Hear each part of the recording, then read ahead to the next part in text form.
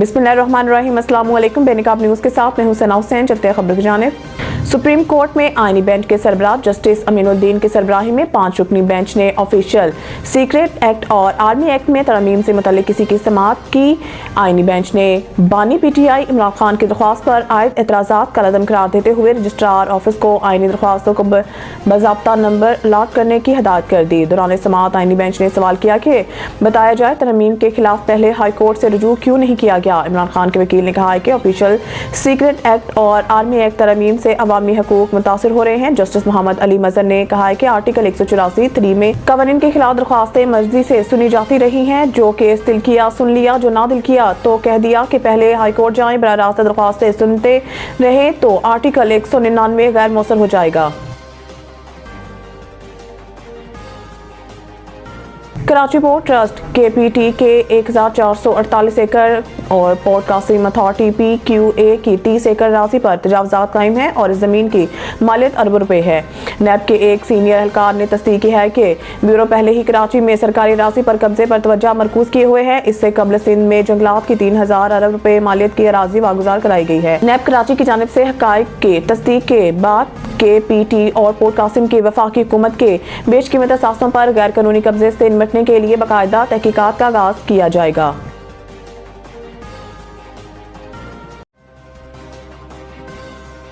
Sindh high court ने पीका तरमीमी act 2025 के खिलाफ दरख्वास्त काबिल समाअत होने पर मजीद दलाइल तलब कर लिए। Chief justice Sindh high court justice Mohammad Shafi Siddiqui की सरबराही में 2 रुकनी बेंच के रूबरू पीका तरमीमी एक्ट 2025 के खिलाफ दरख्वास्त की समाअत हुई, जिसमें दरख्वास्त गुजार के वकील ने मौक़िफ़ दिया कि दरख्वास्त में पीका तरमीमी एक्ट 2025 की 2 शकों 2R और 26A को चैलेंज किया गया है। दरख्वास्त गुजार के मुताबिक पीका तरमीमी एक्ट 2025 2R और 26A आइन के आर्टिकल 19 और 19A के खिलाफ वर्जी है। पीका तरमीमी एक्ट 2025 में शामिल दफा 2R मुकम्मल तौर पर गैर आइनी है और मुल्क के आइन में दिए गए बुनियादी हकूक के खिलाफ है।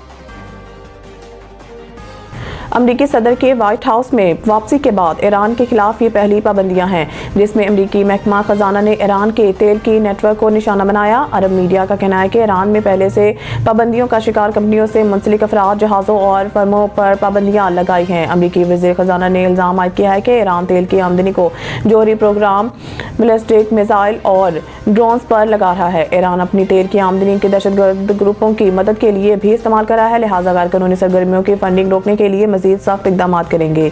अरब मीडिया का बताना है कि ईरान ने अमरीकी पाबंदियों को बहरी क़ज़ाक़ी करार देकर मुस्तरद कर दिया है। वाज़ेह रहे कि इससे कबल अमरीकी सदर ट्रंप ने आलमी फौजदारी अदालत पर भी पाबंदियां आयद की हैं।